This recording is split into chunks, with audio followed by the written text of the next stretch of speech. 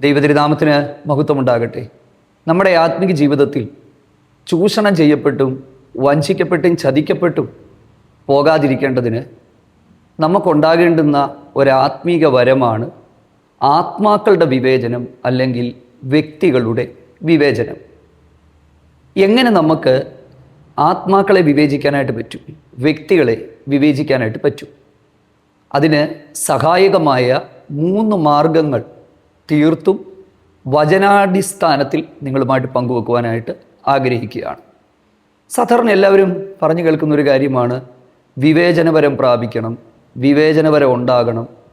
ആ ആളെ വിവേചിക്കാൻ പറ്റാഞ്ഞതുകൊണ്ടാണ് ഈ അബദ്ധത്തിൽപ്പെട്ടത്. ഒരുപാട് ആളുകൾ ചതിയിലും ചതിക്കുഴികളിലും വീണു പോയിട്ടുണ്ട്. അതിൻ്റെയൊക്കെ പ്രധാനപ്പെട്ട കാരണങ്ങളിലൊന്ന് അവർക്ക് വിവേചിക്കാൻ കഴിയാതെ പോയതാണ്. പക്ഷേ ഒട്ടുമിക്ക ആളുകളെ സംബന്ധിച്ചിടത്തോളം ഈ ഒരു ആത്മാക്കളുടെ വിവേചനം, വ്യക്തികളുടെ വിവേചനം വളരെ ബുദ്ധിമുട്ടുള്ള ഒരു മേഖലയായിട്ടാണ് നിൽക്കുന്നത്. അവർ ചിന്തിക്കുന്നത് എനിക്ക് ആ ഒരു കൃപയില്ല, എന്നെക്കൊണ്ടത് പറ്റത്തില്ല. പക്ഷെ ഇന്ന് ഏതൊരാൾക്കും, സാധാരണക്കാരനായ ഒരാൾക്ക്, സാധാരണക്കാർക്ക് ബൈബിൾ പറയുന്ന ആത്മാക്കളുടെ വിവേചനം എന്ന് പറയുന്ന ഈ ഒരു പ്രത്യേക കാര്യം എങ്ങനെ ലളിതമായിട്ട് ചെയ്യാനായിട്ട് കഴിയും എന്നുള്ളതാണ് ഈ ഒരു ദൈവവചന ശുശ്രൂഷയുടെ ലക്ഷ്യം തന്നെ. 3 കാര്യങ്ങൾ അതിനായിട്ട് നമുക്ക് ആവശ്യമാണ്. ഒന്നാമത്തേത് ദൈവത്തിൻ്റെ ആത്മാവിൻ്റെ സഹായത്തോടു കൂടിയുള്ള വിവേചനം. അതിനെ ആത്മീക വരങ്ങളിൽ ഒന്നായിട്ടാണ് നമ്മൾ കാണുന്നത്. 1 കൊരിന്ത്യർ 12-ാം അധ്യായത്തിൻ്റെ 1 മുതൽ 11 വരെയുള്ള വാക്യങ്ങളിൽ 9 ആത്മീക വരങ്ങൾ രേഖപ്പെടുത്തിയിട്ടുണ്ട്. ഈ ആത്മീക വരങ്ങളിൽ 10-ാമത്തെ വാക്യത്തിലാണ് ആത്മാക്കളുടെ വിവേചനം, ഡിസ്റ്റിങ്വിഷിങ് ഓഫ് സ്പിരിറ്റ്, ആത്മാക്കളെ വിവേചിക്കുക. ശരിക്കും ഈ ഒരു ആത്മാക്കളുടെ വിവേചനം എന്ന് പറയുമ്പോൾ യോഹന്നാൻ ഇതിനെ വിളിച്ചിരിക്കുന്നത് വ്യാജ ആത്മാവെന്നും എതിർ ക്രിസ്തുവിൻ്റെ ആത്മാവെന്നുമാണ്. അതായത് യോഹന്നാൻ്റെ സുവിശേഷത്തിൽ അത് യോഹന്നാൻ്റെ ലേഖനത്തിൽ അത് രേഖപ്പെടുത്തിയിട്ടുണ്ട്. ഞാൻ അതിനെക്കുറിച്ച് വിശദമായിട്ട് നിങ്ങളുമായിട്ട് പങ്കുവെക്കാം.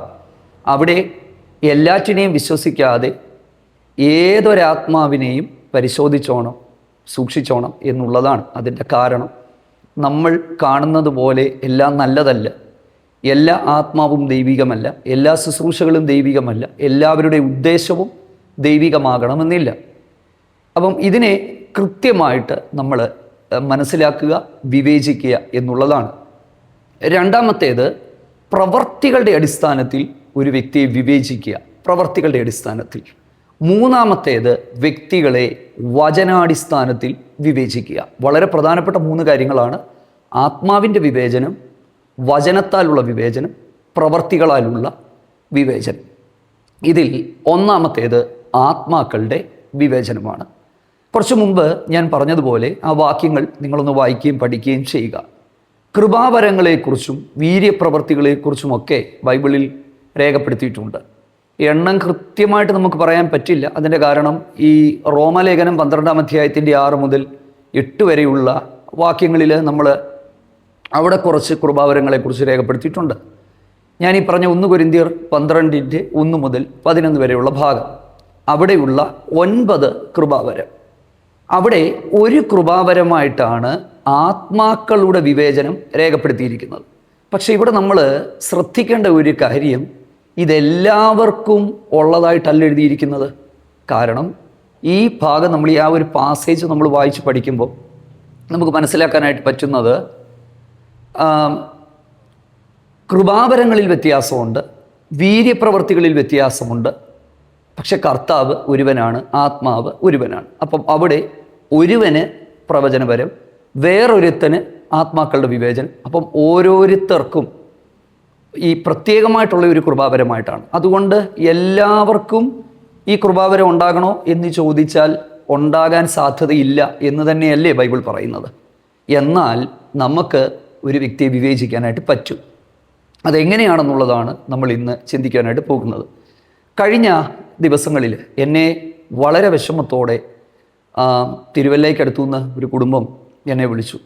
ഒരാത്മീക നേതാവിനാൽ അവർ ചതിക്കപ്പെട്ട് അവരുടെ ലക്ഷക്കണക്കിന് രൂപ അവർക്ക് നഷ്ടപ്പെട്ടു പോയി. അദ്ദേഹം വളരെ ഒരു ആത്മീയനായിട്ടും ഒക്കെയാണ് അവർക്ക് ആദ്യം തോന്നിയത്. പക്ഷേ സാമ്പത്തികമായ ചില കാര്യങ്ങളിൽ, അഡ്മിഷൻ സംബന്ധമായ ചില കാര്യങ്ങളിൽ അവരെ വഞ്ചിച്ച് അവരുടെ കയ്യിൽ നിന്ന് ഒരുപാട് പണം തട്ടിയെടുത്തു. അവരിന്ന് ശരിക്കും പറഞ്ഞാൽ ഒരു ആത്മഹത്യയുടെ വക്കിൽ നിൽക്കുകയാണ്. അവർക്കുള്ളതെല്ലാം നഷ്ടപ്പെട്ടു പോയി.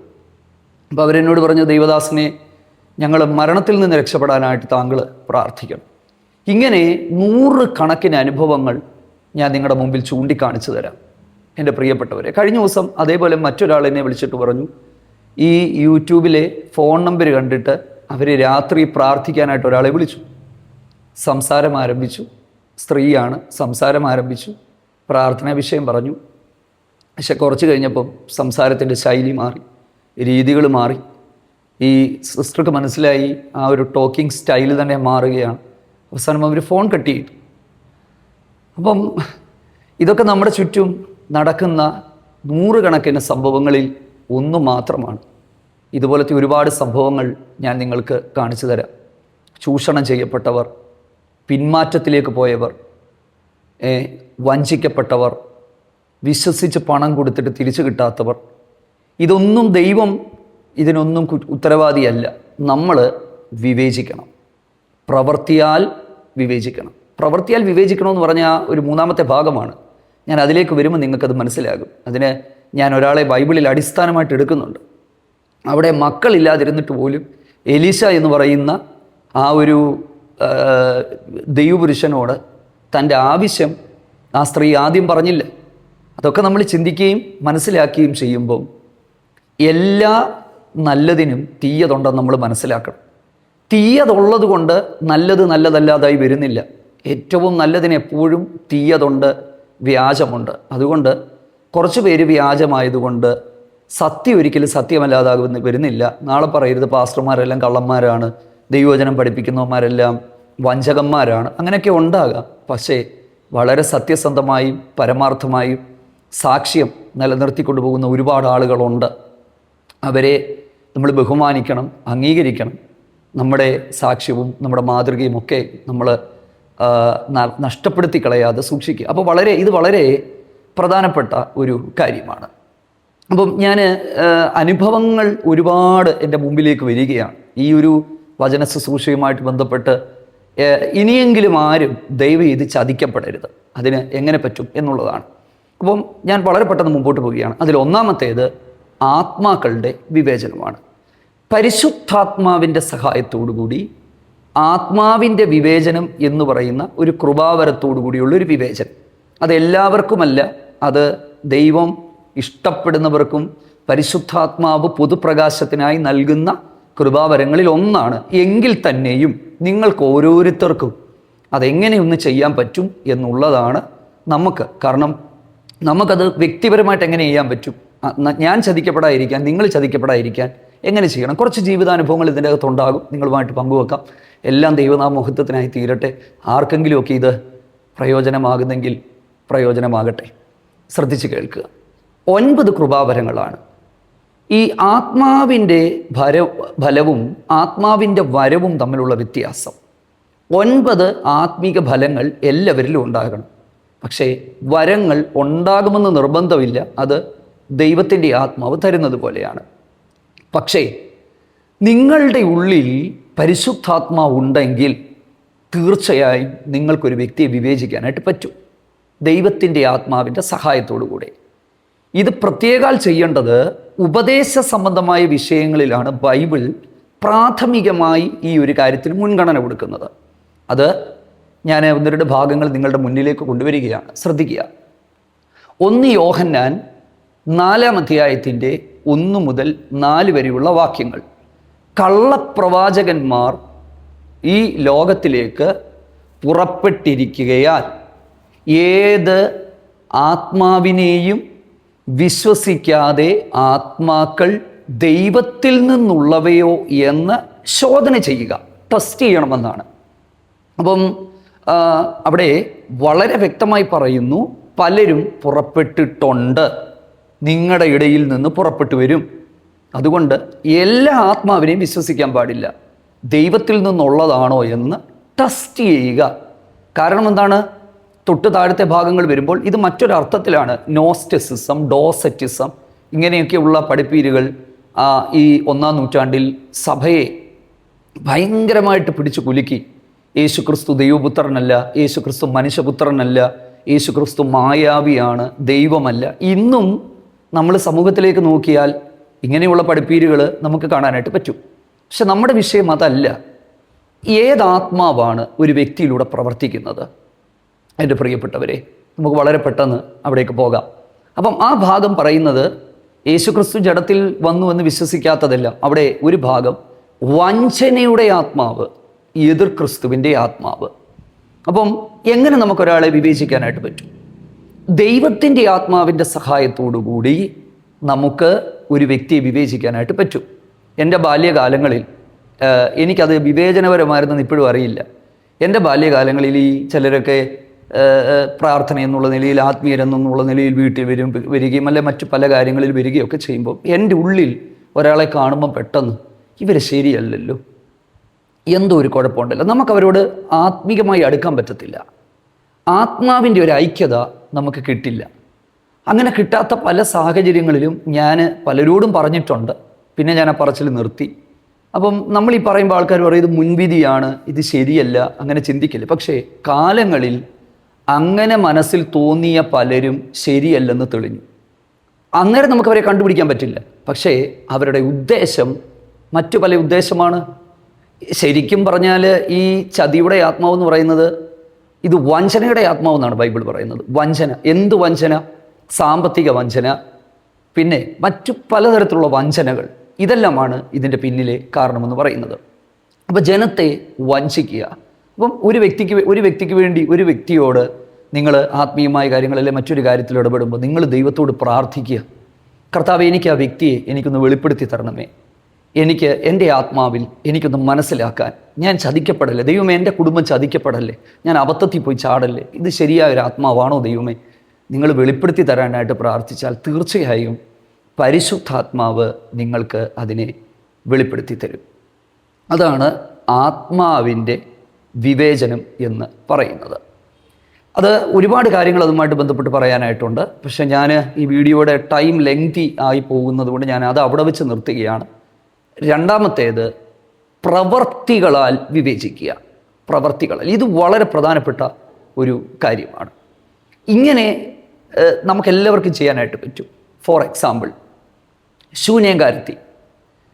2 രാജാക്കന്മാരുടെ പുസ്തകം 4-ാം അധ്യായത്തിൽ 8 മുതൽ താഴോട്ടുള്ള വാക്യങ്ങൾ ബൈബിൾ അടിസ്ഥാനത്തിൽ വേണമല്ലോ നമ്മളിതെല്ലാം പറയാൻ.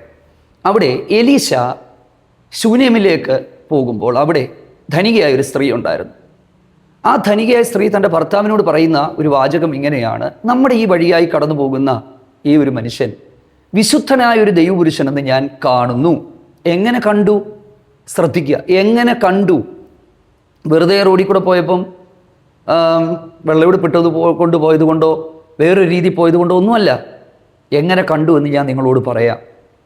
ഈ സ്ത്രീയെ ഒന്ന്, ഇവർ മക്കളില്ലാത്തവളായിരുന്നു. 2, പോകുന്നയാൾ ദൈവപുരുഷനാണെന്ന് മനസ്സിലാക്കിയപ്പോൾ ഫുഡ് കഴിക്കാൻ വീട്ടിലേക്ക് വിളിച്ചു. ഒന്നല്ല, പല പ്രാവശ്യം നിർബന്ധിച്ചു വന്നു. വീട്ടിൽ കയറി കുറച്ച് ദിവസങ്ങൾ ആഹാരം കഴിച്ചപ്പോൾ ഇദ്ദേഹത്തിൻ്റെ പ്രകൃതം കണ്ടപ്പോൾ ഈ സ്ത്രീക്ക് മനസ്സിലായി വീട്ടിൽ കയറ്റി താമസിപ്പിക്കാൻ പറ്റിയ ഒരാളാണ്. അങ്ങനെ ഒരു പ്രാർത്ഥനാ മുറി എന്ന് എഴുതിയിട്ടില്ല, ചുവരോട് ചേർത്തൊരു മാളിക മുറി ഉണ്ടാക്കി ഭർത്താവിനോട് പറഞ്ഞു. സത്യം പറഞ്ഞാൽ ആ ഒരു സ്ത്രീയുടെ പരിജ്ഞാനം ഭയങ്കരമാണ്. ഭർത്താവിനോട് അനുവാദം ചോദിച്ചിട്ടാണ് വീട്ടിൽ കയറ്റിയത്. ഭക്ഷണം കഴിക്കാൻ വന്ന് നോട്ടവും രീതിയും സംസാരവും മാറുന്നില്ലെന്ന് മനസ്സിലാക്കിയപ്പോൾ വീട്ടിൽ കയറ്റി താമസിപ്പിച്ചു. എൻ്റെ പ്രിയപ്പെട്ടവരെ, കാണുന്നവരെല്ലാം വീട്ടിൽ കയറ്റി താമസിപ്പിക്കാൻ പറ്റാത്ത കാലങ്ങളാണ്. ഒത്തിരി പേരെ വിവേചിക്കാതെ വീട്ടിൽ കയറ്റി താമസിപ്പിച്ചതുകൊണ്ട് സംഭവിച്ച കാര്യങ്ങൾ, ഈ ഒരു ആത്മീയ അന്തരീക്ഷത്തിൻ്റെ പരിശുദ്ധി നഷ്ടപ്പെടാൻ സാധ്യത ഉള്ളതുകൊണ്ട് ഞാൻ പറയുന്നില്ല. ഞാൻ ആ ശൂന്യകാരത്തെ ഞാൻ റെസ്പെക്റ്റ് ചെയ്യുകയാണ്. ഏറ്റവും പ്രധാനപ്പെട്ടൊരു കാര്യം, ഇവൾക്ക് മക്കളില്ലായിരുന്നു. ഒരിക്കൽ പോലും എനിക്ക് കുഞ്ഞുങ്ങളില്ല, എനിക്ക് വേണ്ടി പ്രാർത്ഥിക്കണമെന്ന് പോലും പറയുന്നില്ല. എലീശ ചോദിച്ചു, നിന്റെ പ്രശ്നം എന്താ? ഞാൻ നിനക്ക് വേണ്ടി എന്ത് ചെയ്യണം? സൈന്യാധിപനോട് നിനക്ക് വേണ്ടി വല്ലതും പറയണോ?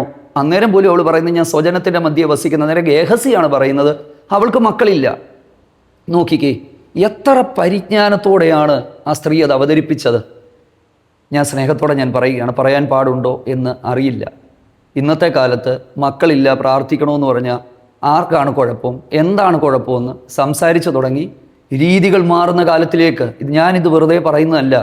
ഒരു ദിവസവും 25-30ഓളം കോളുകൾ എനിക്കും എൻ്റെ വൈഫിനും വാട്സാപ്പിലും അല്ലാതെയും വരുന്നത് കൊണ്ടും പലരുടെയും അനുഭവങ്ങൾ കേട്ടതിൻ്റെ വെളിച്ചത്തിൽ വ്യക്തമായ തെളിവുകളുടെ അടിസ്ഥാനത്തിലാണ് ഞാനിത് പറയുന്നത്.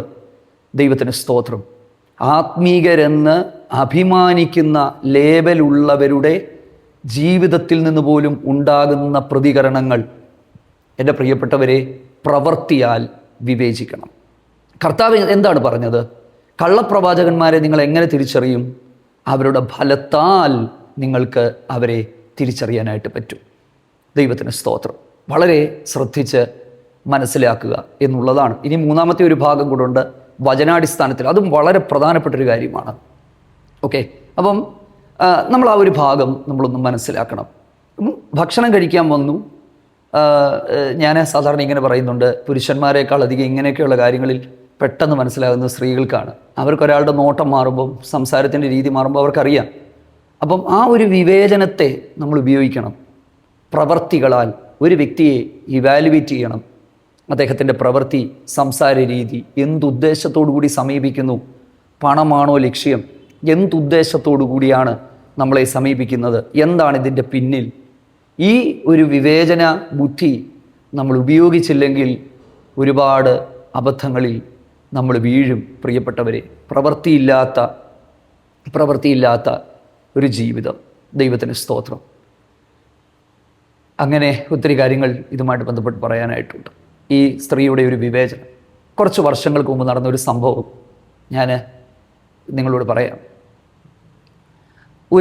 ഞാൻ ഒരു സഭയുടെ ഒരു ശുശ്രൂഷകനാണ്, നിങ്ങൾക്കറിയാവുന്ന കാര്യമാണ്.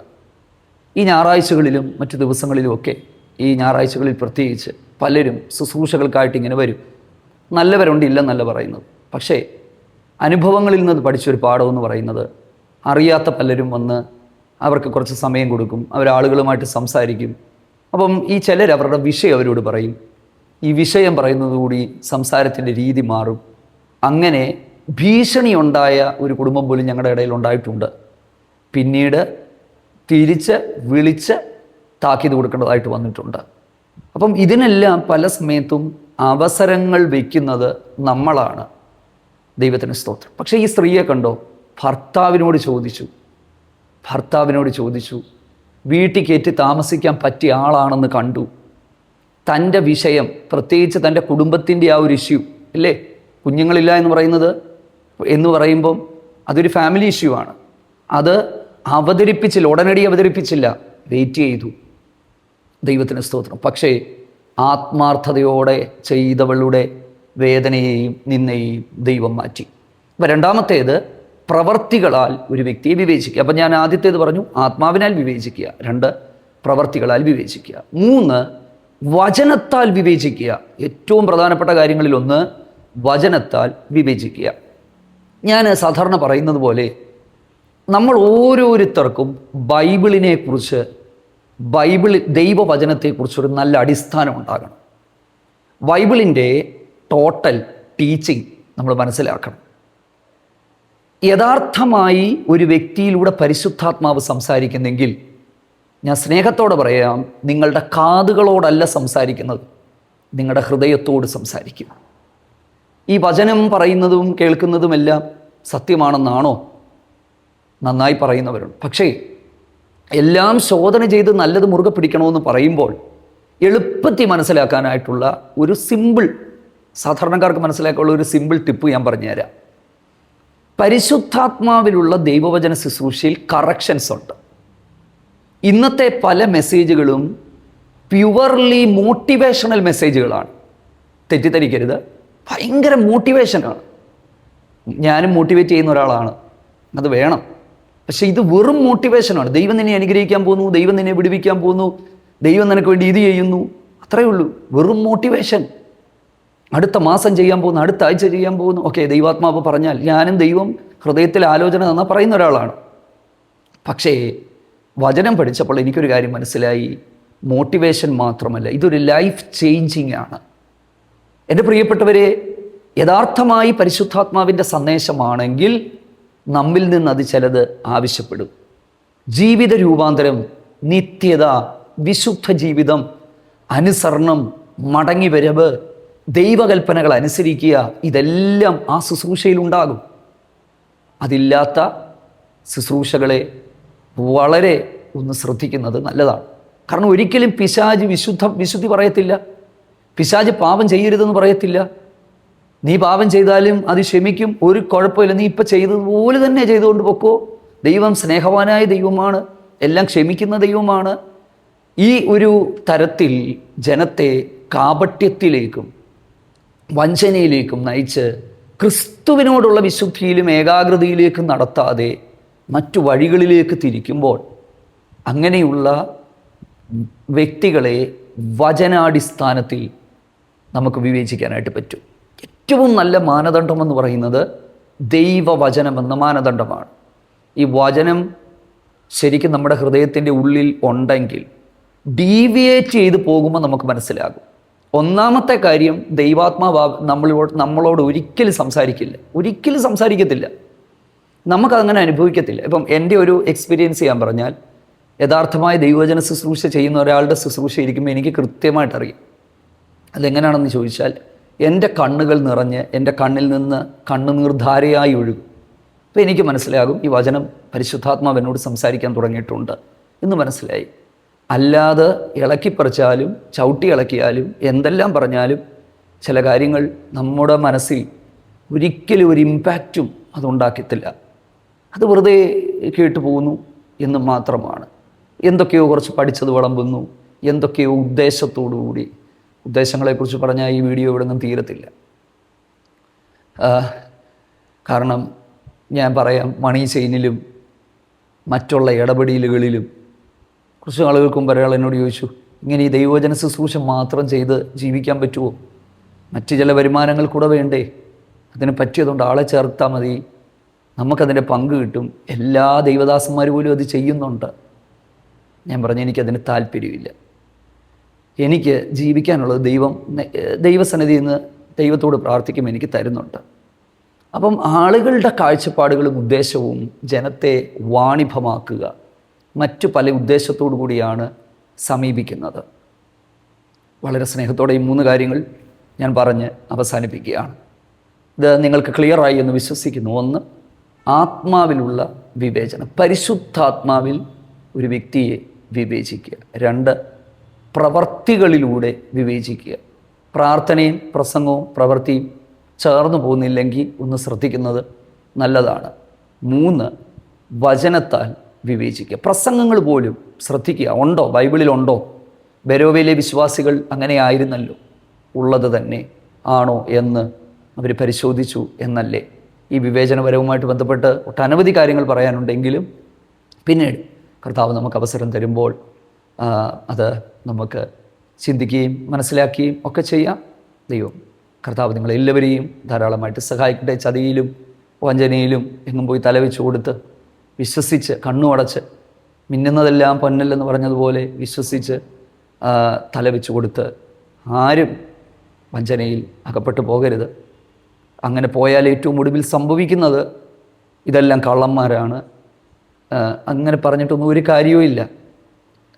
സത്യത്തിന് വ്യാജനമുണ്ട്, മറ്റെന്തിനേക്കാട്ടിലും ഉണ്ട് എന്ന് നമ്മൾ മനസ്സിലാക്കണം. ബൈബിൾ അതിനെക്കുറിച്ച് കൃത്യമായിട്ട് പറയുന്നുണ്ട്. സാത്താൻ താൻ വെളിച്ചദൂതൻ്റെ വേഷം ധരിക്കുന്നെന്നാണ് പറഞ്ഞത്. അപ്പോൾ വെളിച്ചദൂതൻ്റെ വേഷം ധരിക്കും. പക്ഷേ പണ്ടൊരാൾ പറഞ്ഞു എൻ്റെ കൂട്ട്, കണ്ടാൽ ആട്ടിൻകുട്ടിയുടെ കൂട്ടായിരിക്കുന്നത്, പക്ഷേ കഴിക്കുന്നത് മാംസവും കുടിക്കുന്നത് ചോരയുമാണ്. അതെന്നതാ കാര്യമെന്ന്. അപ്പം അതുകൊണ്ടാണ് ആട്ടിൻ തോലണിഞ്ഞ ചെന്നായ്. അപ്പം ഭക്ഷണം കഴിക്കുമ്പം ചെന്നായ് എന്തായാലും പോച്ച കഴിക്കത്തില്ല, അതിന് മാംസം വേണം, രക്തം വേണം എന്ന് പറഞ്ഞതുപോലെ വളരെ സൂക്ഷിക്കുക, പ്രാർത്ഥിക്കുക, വഞ്ചനയിൽ അകപ്പെടാതിരിക്കുക, സത്യസന്ധമായിട്ടും പരമാർത്ഥമായിട്ടും ജീവിക്കുക, ദൈവത്തിൻ്റെ ആത്മാവിനോട് വെളിപ്പെടുത്തി തരാനായിട്ട് പറയുക. പരമാർത്ഥതയോടെ നമ്മൾ നിന്നാൽ ദൈവം നമ്മളെ കൈവിടത്തില്ല, സത്യത്തിലേക്ക് നടത്തും. ദൈവത്തിന് സ്തോത്രം. സകലതും ശോധന ചെയ്ത് നല്ലത് മുറുകെ പിടിക്കുക.